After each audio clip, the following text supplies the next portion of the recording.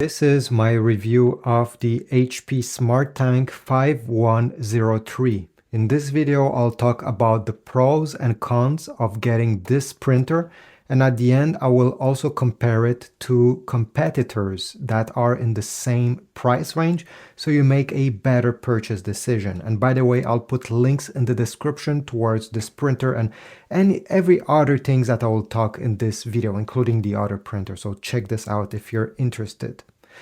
Let's start with the positive side. So one of them is obviously the fact that this printer is using the ink tank system. So it comes included right in the box. You don't have to purchase anything with your ink bottles that are supposed to last up to 6,000 pages. And this is not lying. I mean, Epson is doing the same thing. Canon, every brands have their ink tank system printer, and the claim that they're making is actually true or very close to the reality. This is quite impressive. Loading the ink is also very easy. If you lower the panel over here, you're gonna see all the ink tanks. You simply have to open them, put the bottle upside down, and it fills itself up automatically. It's also important to mention that this printer comes with 100 sheets of 4x6 photo paper in the box. So that's another positive. I didn't see any other brands including photo paper directly in the box, so you can print right away. Another positive side is the fact that this printer is able to take up to legal size paper. This is a US letter size, but legal size is quite longer, and it's great to see that it's able to print on such media. And the smallest paper that this printer can take is the 4x6. This is the one that came included in the box. There is a scanner on the top. And although it's probably not the the best scanner out there, it's able to scan up to 1200 by 1200 dpi, only on PC or Mac computers. If you're going to use the scanner with an iPhone, iPad, or Android smartphone, you will not have access to that highest DPI, that is 1200. The maximum, I think it was 300 or 400 DPI when I tested out, which is a bit deceiving, the fact that you will not get the full resolution while using a smartphone. But hey, I can understand, there's some compromises, and for home usage, this is plenty enough. You won't complain about this scanner quality.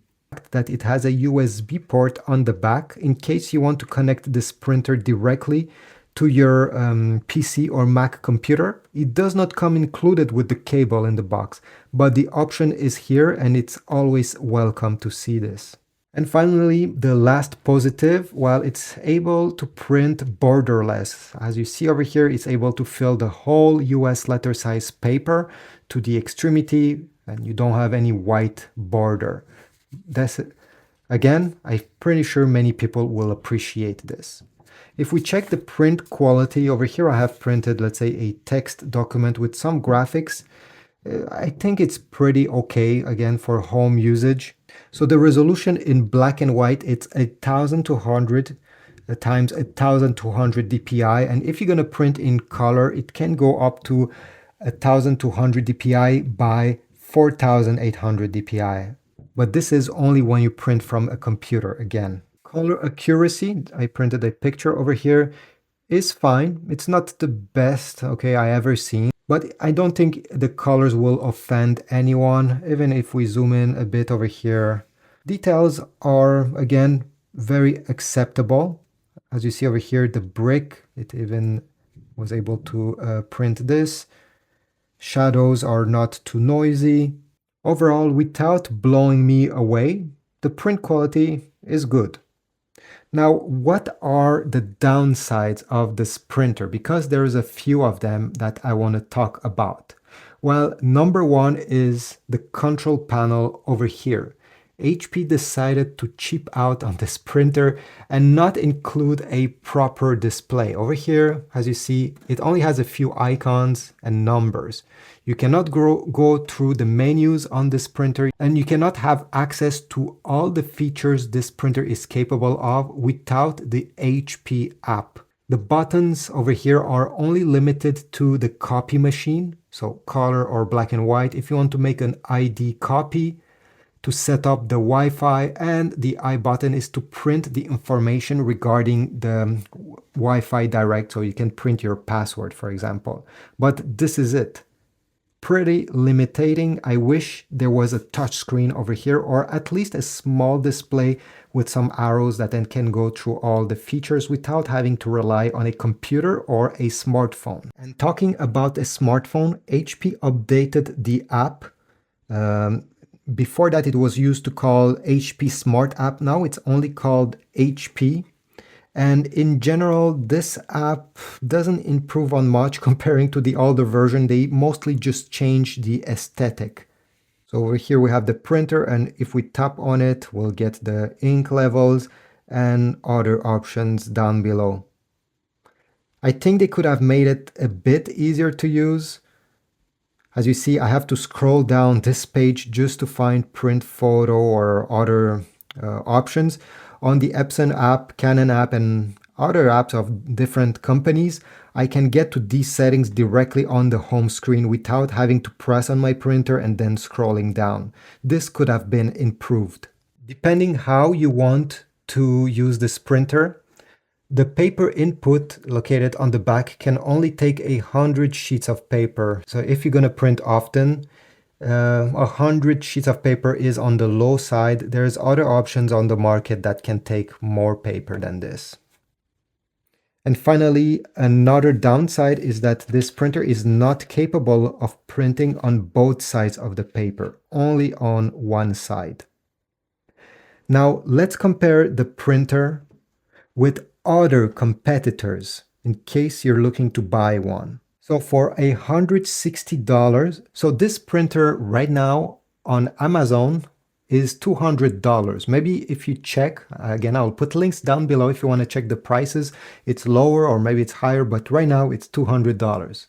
So if I check other ink tank based printers, some of them that I personally used, and you can check them out on my channel, I've made separate reviews. One competitor that I think is, in my opinion, a better deal is the Canon Megatank G3270 that is listed at $160, so $40 less than this HP Smart Tank printer.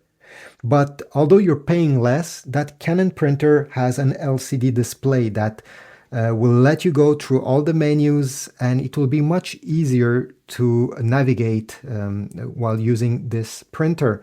First of all, setting up the printer will be easier, and also when there is an error, let's say a paper jam, well, it will be clearly displayed on that small display. While on this HP, if you get a paper jam, well, you're going to see E4 over here, and most people don't know what E4 is. Actually, it means a paper jam in the HP language, but you have to search this on Google, and it could be frustrating. That Canon printer also has printing speeds similar to this HP printer. It's not able to print on both sides of the page.